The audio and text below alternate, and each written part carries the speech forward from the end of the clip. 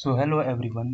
आज हम CVT last year CVT में जनरल टेस्ट में मैथ्स के पूछे गए क्वेश्चंस करेंगे जो कि प्रीवियस ईयर क्वेश्चंस हमारे होंगे। तो आपको जैसा कि आपकी स्क्रीन पे ये पहला क्वेश्चन दिख रहा है, बड़ा सा एक्सप्रेशन 1/1 प्लस 1/1 प्लस 1/5। ये एक बहुत बड़ा सा एक्सप्रेशन है।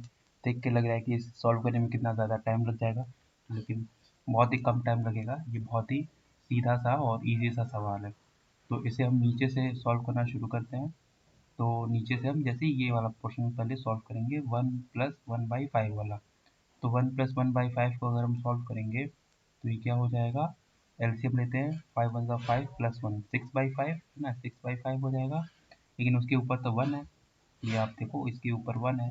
तो जब भी ऐसा 1 अपॉन में समथिंग होता है, कोई फ्रैक्शन होता है, तो वो इन्वर्स हो जाता है, उल्टा हो जाता है। तो ये 5/6 हो जाएगा।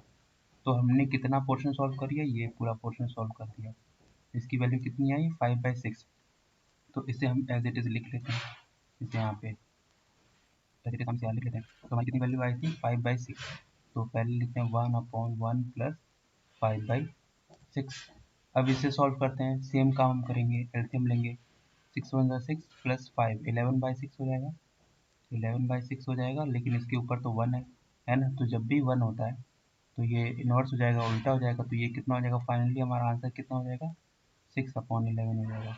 तो हम मैच करते हैं अपने ऑप्शन से, कौन सा ऑप्शन मैच कर रहा है। तो फोर्थ वाला ऑप्शन मैच कर रहा है, तो इसका आंसर 4 हो जाएगा। अब आते हैं हम अपने दूसरे क्वेश्चन को करते हैं। ये read the following statement given below and find the value of M. तो सबसे पहले हम इसके स्टेटमेंट्स को पढ़ते हैं। 4 स्टेटमेंट दे रखी है। एक पहला स्टेटमेंट है M and N both are even number, है ना। तो एम और एन दोनों इवन नंबर है। दूसरा कह रहा है कि एम जो है वो एन से बड़ा है, M is greater than N. तो पहले हम लिखते हैं जो जो दिया हुआ है यहाँ पे, M and N are even. तो पहली बात तो दोनों इवन है। अच्छा, इवन नंबर मैं बता दूँ, इवन नंबर क्या होते हैं, ऐसे नंबर जो 2 से डिवाइड हो जाते हैं वो इवन नंबर होते हैं। जैसे 0, 2, 4, 6, 8, है ना, 10, 12, ये सारे 2 से डिवाइड हो जाते हैं, तो ये इवन नंबर्स होते हैं। दूसरी चीज़, दूसरा स्टेटमेंट ये कह रहा है कि m जो है वो n से बड़ा है, m should be greater than n। ठीक है। तीसरा स्टेटमेंट ये है कि m जो होना चाहिए वो 8 या 8 से छोटा होना चाहिए। ठीक है, 8 के बराबर भी हो सकता है और उससे छोटा भी हो सकता है, और 0 से बड़ा हो सकता है। तो m की रेंज दे रखी है 8 से छोटा या उसके बराबर और 0 से बड़ा। तो एक पल को हम सपोज कर लेते हैं कि m जो है वो 8 के बराबर है। हम इसे लिख लेते हैं, मतलब मान लेते हैं कि m जो है वो 8 के बराबर से मान लिया हमने, क्योंकि यहाँ पे इक्वल टू का साइन दिया हुआ है ना, m इज इक्वल टू 8। तो इसे हमने सपोज कर लिया। अब यहाँ पे एक और स्टेटमेंट दे रखी है 2n की वैल्यू 12 के बराबर है। तो 2n जो है वो 12 के बराबर है। इसे हम क्रॉस मल्टीप्लाई करते हैं, n की वैल्यू नीचे 2 की वैल्यू नीचे भेजते हैं 2, तो कितना हो जाएगा, n की वैल्यू 6 हो जाएगी। 2 6 12। अब n जो है वो 6 आ गया, जो कि इवन नंबर है। देखो n जो दिया हुआ है ना वो इवन नंबर है, तो हमने n की वैल्यू 6 लेते आए। अब 6 के बाद कौन सी वैल्यू आती है, 7, जो कि ऑड वैल्यू है। तो m जो होगा वो 7 हो नहीं सकता, क्योंकि m जो है वो भी इवन है। तो 7 के बाद कौन सी आती है, 8। तो m की वैल्यू 8 है ना, और m जो है वो 8 से ज़्यादा हो नहीं सकता है, देखो यहाँ पे। तो m की वैल्यू 8 होगी। और यहाँ पे देखो इस चीज़ को भी जस्टिफाई कर रहा है कि m should be greater than n, यानी 8 की जो m की वैल्यू आई है वो n से बड़ी है, और दोनों इवन भी हैं। m and n both are even number. देखो 6 और 8 दोनों इवन नंबर है।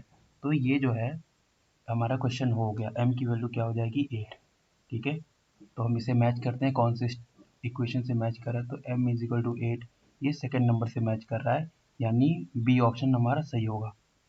तो ये भी इजी क्वेश्चन था। आते हैं थर्ड क्वेश्चन पे। ये एक बड़ा सा स्टेटमेंट दिख रहा है, 275 इंटू 275 माइनस 175 इंटू 175 अपॉन में 275 प्लस 175। ये आप देखो, ये एक बहुत बड़ा सा एक्सप्रेशन दिख रहा है, और इसे देख के लग रहा है कि इसे तो सॉल्व करने में, अगर हम ऐसे सॉल्व करें नॉर्मली, जैसे इन दोनों का मल्टीप्लाई करें, फिर इन दोनों का मल्टीप्लाई करें, फिर जो आए फिर माइनस करें, अपॉन में इन दोनों का सम करके ए बाई बी के फॉर्म में आएगा, फिर उसे डिवाइड करें। ये कितना लंबा मेथड हो जाएगा, प्रोसेस, क्योंकि 3 डिजिट का मल्टीप्लाई करना is not an easy task. तो इसे हम इसे हम ना एक काम करते हैं, इसे हम शॉर्ट तरीके से करते हैं, वो मैं बताता हूँ आपको। अच्छा एक चीज़ देखो, इसमें इसमें आपको सिर्फ दो ही टाइप के नंबर दिख रहे हैं। कौन कौन से? पूरे एक्सप्रेशन में दो ही टाइप के नंबर दिख रहे हैं, एक तो 275 और एक 175। इसके अलावा तो कोई नंबर नहीं है। 275 और 175, इसके अलावा कोई भी नंबर नहीं है। तो क्यों ना हम 275 को कुछ नाम दे दें ए, और 175 को भी कुछ नाम दे दें बी। तो 275 को हमने ए के बराबर कर दिया और 175 को बी के बराबर कर दिया। अब इस इक्वेशन में हम सब्स्टिट्यूट करते हैं उसकी वैल्यूज। तो 275 की जगह ए, तो ए इंटू ए क्या हो जाएगा? ए स्क्वायर हो जाएगा, माइनस का साइन लगाते हैं। बी इंटू बी क्या हो जाएगा? बी स्क्वायर हो जाएगा, ठीक है। अपॉन नीचे जो हो जाएगा वो ए प्लस बी हो जाएगा, ठीक है। अब आपको पता है, ऑलमोस्ट सबको पता होती है, ये एक बहुत ही फेमस अलजेब्रिक आइडेंटिटी है, ए स्क्वायर माइनस बी स्क्वायर। इसे अगर हम फर्दर एक्सपेंड करेंगे तो ये क्या हो जाएगी? ए प्लस बी, और ये ए माइनस बी। ये बहुत ही फेमस आइडेंटिटी है, अलजेब्रिक आइडेंटिटी है, क्योंकि ऑलमोस्ट याद रहती है सबको, ए प्लस बी।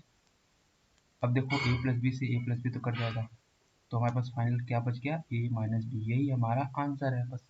देखो इतना बड़ा सा एक्सप्रेशन, ये एक सिंपल से डिफरेंस के फॉर्मेट में आ गया, तो ए माइनस बी ही हमारा आंसर है। अब ए की वैल्यू आपको पता है 275, माइनस बी की वैल्यू भी तुम्हें पता है 175, दोनों का डिफरेंस कितना होगा? 100। तो देखो ये इतना बड़ा सा जो एक्सप्रेशन है, इसे हमने विद इन मिनट सॉल्व कर लिया, जो कि 100 के बराबर आया। तो हमने अलजेब्रिक आइडेंटिटी का यूज़ किया, हमने अपना दिमाग लगाया कि इसे इतना लंबा करने के बजाय हम जो हमें पता है अलजेब्रिक आइडेंटिटीज का हेल्प लेके हम इसे सॉल्व कर लेते हैं। तो इसका आंसर आ गया 100। और मैच करते हैं कौन सा ऑप्शन सही है, तो फर्स्ट नंबर सही है, यानी ए ऑप्शन सही है। अब आते हैं नेक्स्ट क्वेश्चन पे, जो कि है हमारा ये मैच द लिस्ट, है ना। मैच द फॉलोइंग टाइप का क्वेश्चन है।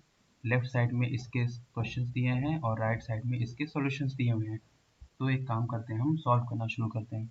तो पहला है लिस्ट वन में ए वाले को सॉल्व करते हैं। तो ए जो है वो दिया हुआ है X square minus 4x plus 4 is equal to 0। तो x की वैल्यूज क्या क्या हो सकती हैं, इसे हम सॉल्व करके देखते हैं। तो इसे हम ना एक तरीके से लिखते हैं, x square minus 2 into 2x plus 2 का स्क्वायर। इसे हम ऐसे लिख सकते हैं, 4 को मैंने 2 इंटू 2 लिख दिया, और x प्लस 4 को मैंने 2 का स्क्वायर लिख दिया, इज इक्वल टू 0। अब एक चीज़ देखो यहाँ पे, A square plus B square minus 2ab, A square plus B square minus 2ab। तो ये तो बहुत ही फेमस अलजेब्रिक आइडेंटिटी है, सबको याद होती है ऑलमोस्ट। ये किसका फॉर्मूला होता है? ए माइनस बी का होल स्क्वायर। ए की जगह है एक्स और बी की जगह है 2, तो ए माइनस बी का whole square is equal to 0। अब ये क्वाड्रेटिक इक्वेशन है, ये इस फॉर्मेट में आ गई, है ना। और एक और चीज़ देख लो, ये क्वाड्रेटिक इक्वेशन है। कोई भी equation A X square plus B X plus C is equal to 0 के फॉर्म में होती है, वो क्वाड्रेटिक इक्वेशन होती है। कैसे पहचानते हैं क्वाड्रेटिक इक्वेशन? उसमें एक एक्स स्क्वायर का टर्म होता है, उसमें एक एक्स का टर्म होता है, और एक टर्म इंडिपेंडेंट ऑफ एक्स होता है। तो देखो यहाँ पे इसमें भी एक एक्स स्क्वायर का टर्म है, एक एक्स का टर्म है, और एक term independent of X is equal to 0। तो ये क्वाड्रेटिक इक्वेशन है। इसे हमने इतना सॉल्व कर लिया। अब x की वैल्यू हमें पता करनी है कि x की जगह क्या रखें कि ये पूरा एक्सप्रेशन 0 हो जाए, क्योंकि इज इक्वल टू 0 है, हमें इसे 0 बनाना है। तो अगर ध्यान से देखो, अगर हम x की जगह 2 रख दें, यहाँ पे 2 रख दें, तो 2 माइनस 2 0 हो जाएगा, राइट हैंड साइड के बराबर आ जाएगा। तो x की वैल्यू 2 हो जाएगी, है ना। तो इसे हम मैच करते हैं, ए वाले को किससे मैच कर रहा है? हमारे राइट साइड में इसके सॉल्यूशंस दे रखे हैं। तो x की वैल्यू 2, देखो a जो है वो 3 से मैच कर रहा है, a जो है वो 3 से मैच कर रहा है, ठीक है। तो यहाँ हम लिख लेते हैं a जो है वो 3 से मैच कर रहा है। अब करते हैं b वाला पार्ट। b वाला पार्ट में क्या है? 2x minus 7 is equal to 0, ठीक है। ये तो बहुत ही ईजी लीनियर इक्वेशन है। 2x माइनस 7 जो है वो 0 के बराबर है, तो x की वैल्यू कितनी आ जाएगी? यहाँ से 7 को उस साइड भेजो, 2x इज इक्वल टू 7, 2 को क्रॉस मल्टीप्लाई कर दो, तो 7/2। तो बहुत ही ईजी सा लीनियर इक्वेशन था। तो 7 की वैल्यू, x की वैल्यू कितनी आ गई? 7/2। तो बी वाला ऑप्शन किससे मैच होगा? फर्स्ट से। ठीक है, तो बी वाला किससे मैच हुआ? फर्स्ट फर्स्ट वाले ऑप्शन से। अब सी वाला करते हैं। सी में क्या है? 1 minus X square minus one is equal to zero है। ठीक है, 1/x² minus one is equal to zero. अब हम इसे वैसे ही सॉल्व करेंगे, एलसीएम लेंगे, है ना। तो जब एलसीएम लेके सॉल्व करेंगे तो एक्स स्क्वायर ऊपर चल जाएगा, तो minus one minus X square upon में X square, sorry, 1 minus X square upon X square is equal to zero. अब ये देखो, ये एक फ्रैक्शन का फॉर्म है ना, फ्रैक्शन ए बाई बी के फॉर्म में, जिसका ऊपर न्यूमरेटर में 1 माइनस एक्स स्क्वायर है और डिनोमिनेटर में एक्स स्क्वायर है। अब तुमने बचपन में एक चीज़ पढ़ी होगी कि कोई भी फ्रैक्शन जो कि ए अपॉन बी के फॉर्म में होता है, वो पूरा ज़ीरो कब होता है? देखो, ये पूरा फ्रैक्शन जो है ना, वो ज़ीरो है। तो पूरा फ्रैक्शन ज़ीरो कब होगा? जब उसका न्यूमरेटर यानी ऊपर वाली पार्ट ज़ीरो होगा। ऊपर वाली क्वांटिटी अगर ज़ीरो होगी तभी ये पूरा फ्रैक्शन भी ज़ीरो के बराबर है। तो ऊपर वाली क्वांटिटी ज़ीरो के बराबर होनी चाहिए, तो हम ऊपर वाली क्वांटिटी को ज़ीरो के बराबर कर देते हैं, तो ये पूरा फ्रैक्शन ज़ीरो के बराबर है। अब यहाँ से हमें एक्स स्क्वायर की वैल्यू कितनी आ गई? 1। तो एक्स की वैल्यू कितनी आ जाएगी? स्क्वायर को उधर भेजेंगे तो स्क्वायर रूट ऑफ 1 हो जाएगा। स्क्वायर रूट ऑफ 1 1 ही होगा। और इसके दो आंसर आएंगे, प्लस माइनस वन। क्यों प्लस माइनस वन आएंगे? स्क्वायर कभी भी स्क्वायर की वैल्यू दो आती है। ठीक है, जब भी स्क्वायर से हम कोई एक वैल्यू निकालते हैं तो उसकी दो वैल्यू आती है। क्यों दो वैल्यू आती है? क्योंकि देखो, माइनस वन का स्क्वायर करेंगे तब भी वन आएगा और प्लस वन का स्क्वायर करेंगे तब भी वन आएगा। तो एक्स की वैल्यू दो होगी, प्लस वन माइनस वन। यहाँ तक तो क्लियर होगा सबको। अब हम नेक्स्ट क्वेश्चन पे आते हैं, जो कि ये है। ये एक फिगर है ना, ट्रेपेजियम काइंड ऑफ फिगर है। तो इसका हम क्या करेंगे, और इसमें पढ़ते हैं क्या लिखा हुआ है कि observe the above figure and answer the question. तो the length of A C is, तो हमें ए सी की लेंथ फाइंड करनी है ना, ए सी की। तो ए सी की लेंथ फाइंड करने के लिए हमें इस ट्रायंगल पे ध्यान देना होगा जो ऊपर बन रहा है ए डी सी। हम इसे यहाँ पे बना देते हैं, इस ट्रायंगल को।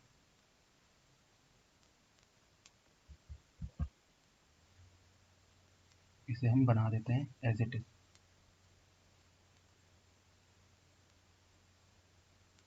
ए डी सी। ये राइट एंगल ट्रायंगल है क्योंकि इसका एक एंगल 90 डिग्री है। अब हमें पता है कि राइट एंगल ट्रायंगल होता है, उसमें अगर दो साइड हमें पता होती है तो तीसरी साइड इजीली निकल जाती है। किसकी हेल्प से? पाइथागोरस थ्योरम की वजह से, पाइथागोरस थ्योरम की हेल्प से। तो ये साइड है 8, ये है 6। हमें ये बड़ी वाली सबसे बड़ी साइड ये है जो कि हाइपोटेनियस है, हमें ये फाइंड करना है। ठीक है, तो राइट एंगल ट्रायंगल की जो सबसे बड़ी साइड होती है उसे हम हाइपोटेनियस कहते हैं। तो पाइथागोरस थ्योरम से हम निकाल सकते हैं, तीन साइड में रिलेशन बताता है पाइथागोरस थ्योरम। तो जो हाइपोटेनस का स्क्वायर होता है पाइथागोरस थ्योरम में, क्योंकि हाइपोटेनस हमारी ए ही है, पाइथागोरस थ्योरम हमारे पाइथागोरस थ्योरम से हम निकाल सकते हैं। तो पाइथागोरस थ्योरम में ये जो हाइपोटेनस होती है इसका स्क्वायर बाकी दोनों साइड की स्क्वायर के सम के बराबर होता है। तो 6 स्क्वायर प्लस 8 स्क्वायर, ये कितना हो जाएगा? 6 का स्क्वायर 36 और 8 का स्क्वायर 64। इसे सम करेंगे 100 आएगा। तो ए सी स्क्वायर की वैल्यू कितनी आ गई? 100। तो ए सी की वैल्यू कितनी आ जाएगी? स्क्वायर को अगर उस साइड भेजेंगे तो स्क्वायर रूट ऑफ 100 आ जाएगा, क्योंकि 10 के बराबर आता है, 10 सेंटीमीटर के बराबर आता है। तो जो हमारी हाइपोटेनस थी उसकी हमने साइड निकाल ली 10 सेंटीमीटर के बराबर। तो ये सेकंड वाला ऑप्शन सही है, यानी बी ऑप्शन सही है। अब अब नेक्स्ट क्वेश्चन पे आते हैं। तो सेम फिगर है, इसमें हमें दूसरी चीज़ फाइंड करनी है। तो इसमें पढ़ते हैं क्या फाइंड करना है, the area of A B C D, यानी हमें ए बी सी डी इस पूरे फिगर का हमें एरिया फाइंड करना है। ठीक है, तो एरिया फाइंड करते हैं इसका। तो एरिया फाइंड करने के लिए हम क्या करें, देखो इसमें दो राइट एंगल ट्रायंगल बन रहे हैं, एक ये पहला ऊपर और एक नीचे दूसरा, ये भी देखो 90 डिग्री और ये 90 डिग्री। तो दो राइट एंगल ट्रायंगल बन रहे हैं। तो हम पहले राइट एंगल ट्रायंगल का एरिया निकाल के और दूसरे राइट एंगल ट्रायंगल का एरिया निकाल के दोनों को ऐड कर दें तो ये पूरे फिगर का एरिया पता चल जाएगा। तो हम यही काम करेंगे। तो हम दोनों ट्रायंगल को सेपरेट बना लेते हैं, फिर उनके एरियाज निकाल के हम ऐड कर देंगे। तो पहले इस ट्रायंगल को मैं बनाता हूँ। ये हमारा राइट एंगल ट्रायंगल बन गया ए डी सी, ए डी सी। ये हमने ए सी अभी लेंथ निकाली जो कि 10 सेंटीमीटर के बराबर है। ये लेंथ हमें पता है 6 सेंटीमीटर है और ये कितनी है 8 सेंटीमीटर है। तो इसका एरिया कितना हो जाएगा, हम इसके एरिया को A1 बोल देते हैं, जो कि आपको पता है कि कोई ट्रायंगल का जो एरिया होता है वो half 1/2 into base into height होता है, ठीक है। और हाइट जो होती है वो परपेंडिकुलर हाइट, जो ये 90 डिग्री वाले हाइट है ना, ये परपेंडिकुलर हाइट ही लेते हैं। तो ये base half base into height formula होता है एरिया ऑफ ट्रायंगल का। तो इसमें 1/2 बेस ले लो इसे 6 और हाइट ले लो इसे 8। तो ये कितना हो जाएगा, 2 3 ज़ा 6, 8 3 ज़ा 24। तो इसका एरिया आ गया 24 सेंटीमीटर स्क्वायर, पहले वाले ट्रायंगल का एरिया जिसे हमने A1 से बोल दिया। ऐसे ही इस दूसरे वाले ट्रायंगल का एरिया निकाल लेते हैं। तो इसे मैं यहाँ बना लेता हूँ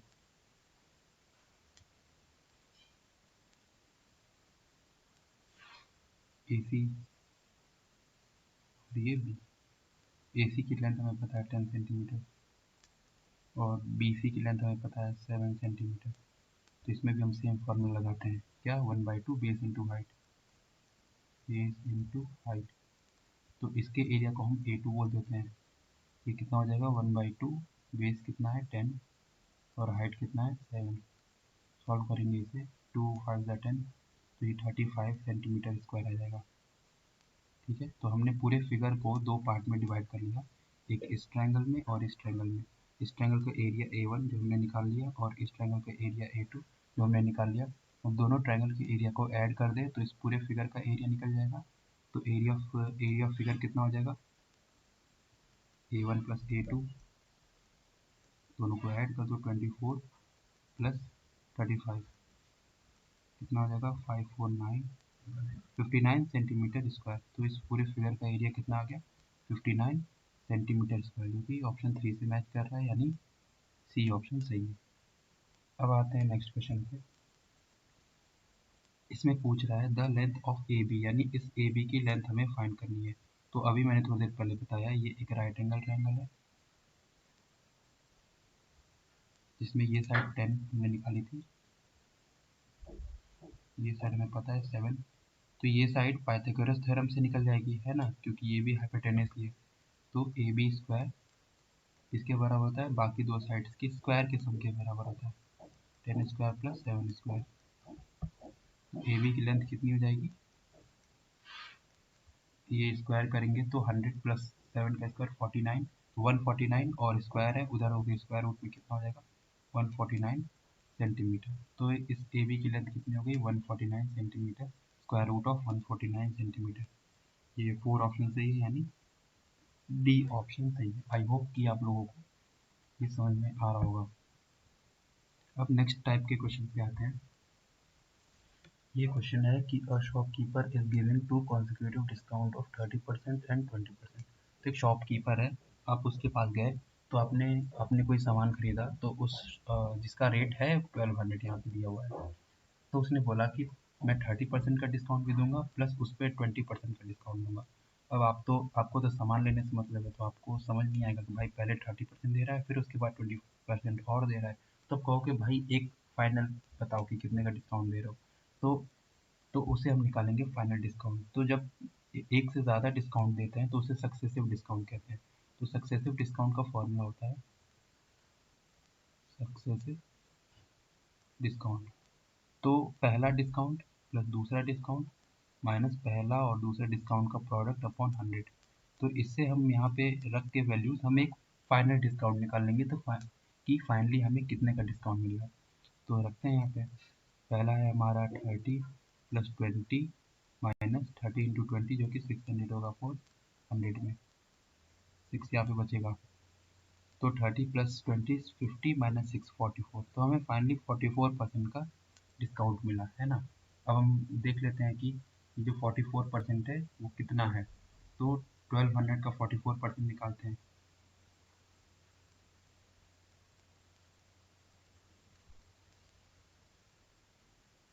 इसे मल्टीप्लाई करोगे तो कितना आ जाएगा, यहाँ पे मैं कर देता हूँ 44 2 ज़ा 88, 8 8 4 12 2 हाथ में 4 1 5। तो 528 रुपीज़ का आपको डिस्काउंट मिला। अब जो है मार्केट प्राइस MRP, उसमें से आप ये माइनस कर दो, क्योंकि आपको ये माइनस करके जितना डिस्काउंटेड प्राइस है वो माइनस करके आपको पैसे देने हैं। तो माइनस कर देते हैं। तो 1200 में से 528 माइनस कर दो, कितना हो जाएगा? 10 में से 8 गया 2, 9 में से 2 गया 7, 11 में से 5 गया 6, यानी 672 रुपीज़ आपको देना है। ये आपका सेलिंग प्राइस हो गया, यानी इतना रुपीज़ देना है, क्योंकि टोटल मार्केट प्राइस में से कितने का डिस्काउंट मिला वो माइनस कर देंगे, तो वही ना बची हुई राशि आपको देनी है, इतना रुपीज़ आपको देना है। तो इसका आंसर होगा 4 नंबर 672, जो कि डी के बराबर होगा। क्लियर है? अब हम नेक्स्ट क्वेश्चन पे चलते हैं। ये वाला क्वेश्चन करते हैं हमारा। तो इसमें रेशियो दे रखा है ए रेशियो बी 3:4 के बराबर है, और बी रेशियो सी 3:5 के बराबर है। तो इसमें हम क्या कर सकते हैं कि रेशियो तो पता है कि क्या होता है। इसमें दे रखा है ए रेशियो बी। पहले मैं इसे मिटा देता हूँ ताकि हमारे पास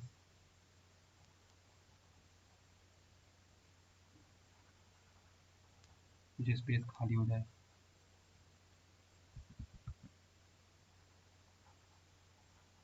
ठीक है, तो रेशियो आपको पता है क्या होता है। A ratio B, A ratio B और बी रेशियो सी हमें दे रखा है। तो ए रेशियो बी का मतलब क्या होता है? ए इज टू बी ही तो होता है। तो ये किसके बराबर दे रखा है? 3:4। और बी रेशियो सी यानी बी अपॉन सी, ये किसके बराबर दे रखा है? 3:5। हमें फाइंड करना है A ratio C, A ratio C find करना है। तो मुझे इसको देख के एक चीज़ पता चली कि अगर मैं दोनों को मल्टीप्लाई कर दूँ तो लेफ्ट हैंड साइड वाला लेफ्ट हैंड साइड में मल्टीप्लाई होगा, और राइट हैंड साइड वाला राइट हैंड साइड में मल्टीप्लाई होगा। तो मैंने अगर मल्टीप्लाई कर दिया तो बी से बी कट जाएगा। ठीक है, तो हमें फाइनली मिल जाएगा ए इज टू सी, है ना। और ये 3 3 ज़ा 9 और 4 5 ज़ा 20। तो हमें ए और सी का रेशियो कितना आ गया? 9/20। तो ये इजी था। मैंने क्यों मल्टीप्लाई किया? क्योंकि मुझे दिख रहा था कि अगर मैं दोनों को मल्टीप्लाई कर दूंगा तो बी से बी कट के हमें ए और सी मिल जाएगा, इसीलिए मैंने मल्टीप्लाई किया। तो हमें ए और सी का रेशियो पता चल गया। अब ये एक क्वेश्चन है, when 3/4 of a number added to same number gives 28। तो कोई नंबर है ना, अगर उस नंबर में उसी नंबर का 3/4 पार्ट अगर ऐड करें तो दोनों मिलके 28 देते हैं, है ना। तो हम इसे लिखते हैं, ये स्टेटमेंट है, इसका हम इक्वेशन लिखते हैं। तो सपोज कर लेते हैं वो नंबर x होगा, सपोज कर लेते हैं वो नंबर x होगा। अब इसी नंबर में इसका 3/4 पार्ट ऐड करेंगे, तो इसका 3/4 कितना होगा? 3/4 ऑफ x। तो 3/4 होगा आपका 3/4 ऑफ x, है ना।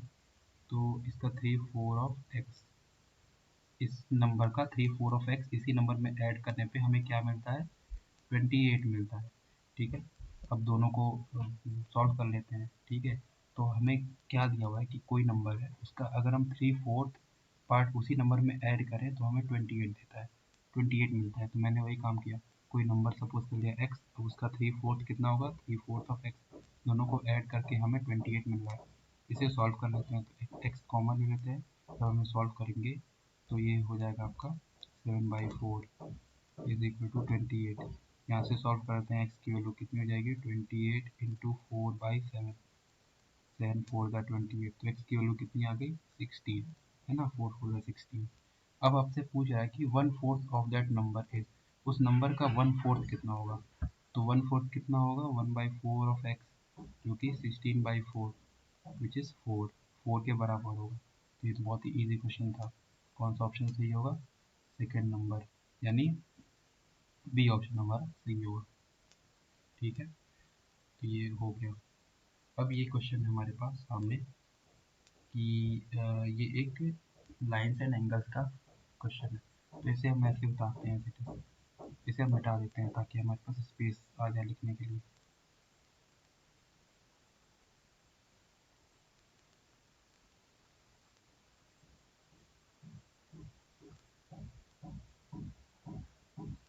ठीक है, इसे हम लिखते हैं। तो ये क्वेश्चन है लाइन्स एंड एंगल्स। तो ये दो लाइन है,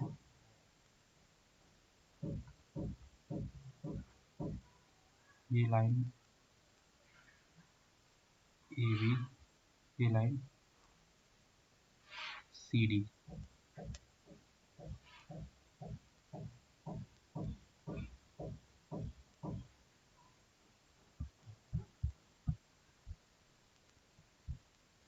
ये लाइन ए बी और ये लाइन सी डी।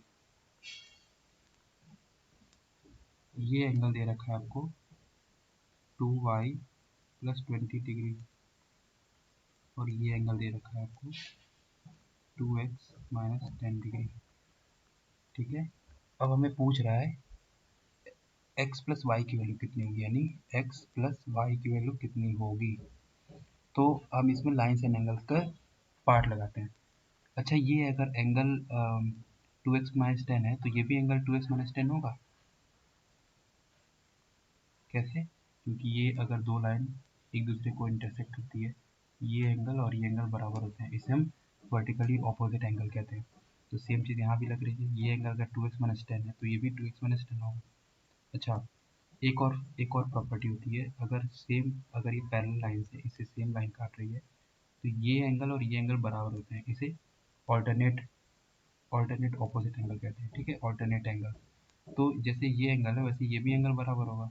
ये एंगल अगर 2x माइनस 10 है तो ये भी 2x माइनस 10 होगा। क्लियर है? तो हमारा काम हो गया, हमने जितनी प्रॉपर्टी लगानी थी लगा लिया आपने। अब ये पूरा एंगल मिल के तो 180 डिग्री होगा, क्योंकि पूरी लाइन जो होती है, एक लाइन पूरी 180 डिग्री बनाती है। ये तो आपको पता होगा कि जो स्ट्रेट लाइन होती है वो 180 डिग्री एंगल बनाती है। तो इन दोनों एंगल का सम 180 के बराबर होगा, क्योंकि दोनों एंगल मिलके तो पूरी लाइन बना रहे हैं। तो इन दोनों एंगल को ऐड करके 180 के बराबर होगा। तो 2x minus 10 plus 2y plus 20 ये किसके बराबर होगा, 180 डिग्री के बराबर होगा। यहाँ से हम 2 कॉमन ले लेते हैं, 2x और 2y में 2 कॉमन लेके x प्लस वाई हो जाएगा हमारे पास। और ये 20 माइनस 10 कितना हो जाएगा, प्लस 10 उस साइड भेज दो आप, जो 170 के बराबर हो जाएगा। तो x प्लस वाई की वैल्यू कितनी आ गई, 170/2, जो कि 85 डिग्री के बराबर आ गई। तो हमें यही फाइंड करना था, x प्लस वाई की वैल्यू जो कि 85 डिग्री के बराबर आ गई। तो सेकेंड ऑप्शन सही है, इसका मतलब बी ऑप्शन सही है। तो आज हमने प्रीवियस ईयर क्वेश्चंस किए। हम नेक्स्ट अपनी वीडियो में और भी प्रीवियस ईयर क्वेश्चंस कर रहे होंगे।